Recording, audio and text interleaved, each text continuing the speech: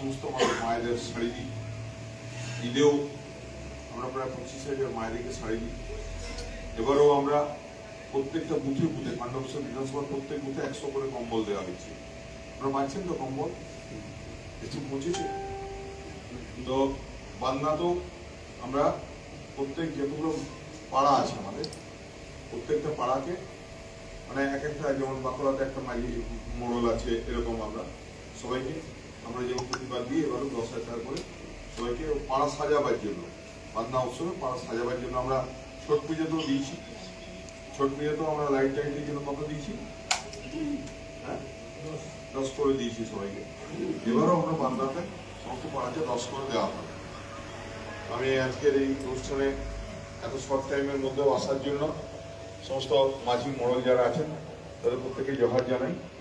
মাঝি বাবাদিকে সবাইকে আমার নমস্কার এবং সবাইকে আসন্ন মহাপরব বান্না উৎসবকে কেন্দ্র করে সারা ভারতবর্ষে আদিবাসী সমাজের মানুষ উৎসুক হয়ে আছে বান্না পরবে মেতে ওঠার জন্য। আদিবাসীরা হলো জল জঙ্গলের মানুষ, আদিবাসীরা হলো মাটির কাছের মানুষ, আদিবাসীরা হলো ভূমিপুত্র। তাদের উৎসব হলো গাছ, প্রকৃতি, তাদের নিয়ে।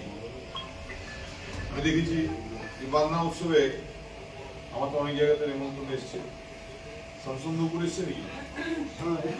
শামসুন্দরপুর আমার তো 10 তারিখে জন্মদিন। হ্যাঁ, আমি 10 তারিখে জন্মদিনে লক্ষ্মীদি আমাকে নিমন্ত্রণ করেছে। লক্ষ্মীদি আমাকে নিমন্ত্রণ করেছে যে আমাদের ওখানে এবার তোমার জন্মদিন করবে আর আমাদের মাঝিদের মতো করে তোমার জন্মদিন করবে। আমি অবশ্যই জন্মদিনের দিন লক্ষ্মীদের বাড়ি যাবো, আমাদের আদিবাসী পাড়াতে আমি যাবো এবং সেখানে কাটাবো। তো আমার আজকে খুব তাড়া আছে, কারণ আমাকে 9টায় ট্রেন ধরতে হবে বর্ধমানে, আমি বেরিয়ে যাবো। তো সমস্ত জলধর ভাই আছে আমাদের হরিপুরের আমাদের অঞ্চল সভাপতি আছে, আমাদের ব্লক প্রেসিডেন্ট কিরিটি আছে। আমাদের খুব তাড়াহুড়ো তো ওই ব্লকের প্রেসিডেন্টকে ডাকা হয়নি, ভুল হয়ে গেছে।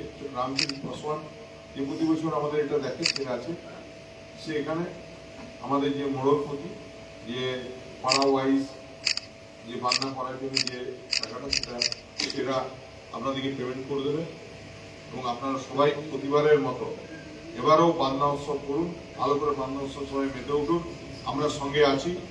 শুধু একটা জিনিস দেখবেন যে এটা একটা বলে দিই সবাইকে, আগের বার ওই 24 পরগনাতে বান্নার সময় ওই ইয়েতে পাথর বোধহয় বেশি পড়ে গেছিল, 2-3 জন মারা গেছিল।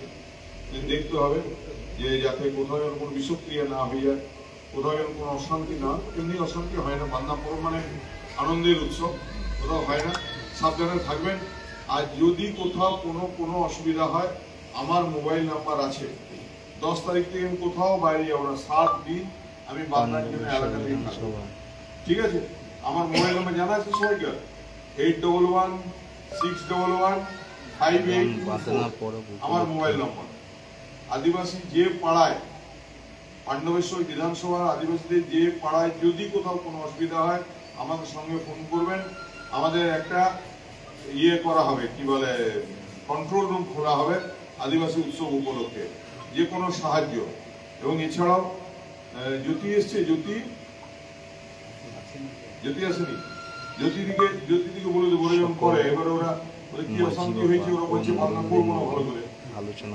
আমি বলে দিয়েছি যখন ফাংশন করে সেরকম করুক ভালো করে, সবাই মিলে বান্না উৎসব করুন। সবাইকে জোহার জানিয়ে আমার বক্তব্য শেষ করছি। নিয়ে আলোচনা সভা।